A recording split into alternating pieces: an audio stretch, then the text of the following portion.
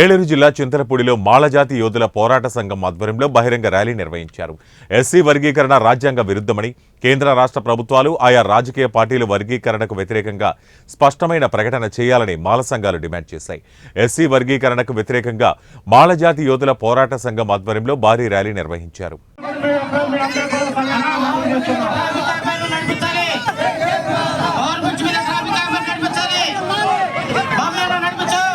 ఇచ్చేసినటువంటి నా రక్త సంబంధికులందరికీ జై భీములు. ఏలూరు మాల యోధులకి జై భీములు. జై భీమ్. 1996లో రామచంద్ర కమిషన్ వేసినప్పుడు రోడ్డు ఎక్కాం. పిల్లలు పుట్టుండ్రు, జైల్లో ఉన్నాం, దెబ్బలు తిన్నాం. 3 నెలలు నేను హాస్పిటల్లో ఉన్నాను. నాకు తెలుసు ఆ బాధలేదు.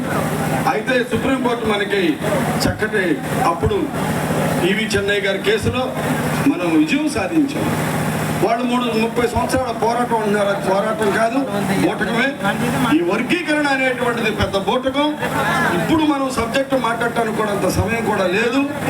మళ్ళీ మనం ఒక హాల్ తీసుకుని ప్రతి మండలం నుంచి ఒక 10-20 మంది కార్యకర్తలను ఎంచుకుని ఒకరోజు శిక్షణ కార్యక్రమం పెట్టుకుని తదుపరి మళ్ళీ రోడ్ల మీదకి వచ్చి మన కార్యక్రమాన్ని తీసుకెళ్దాం.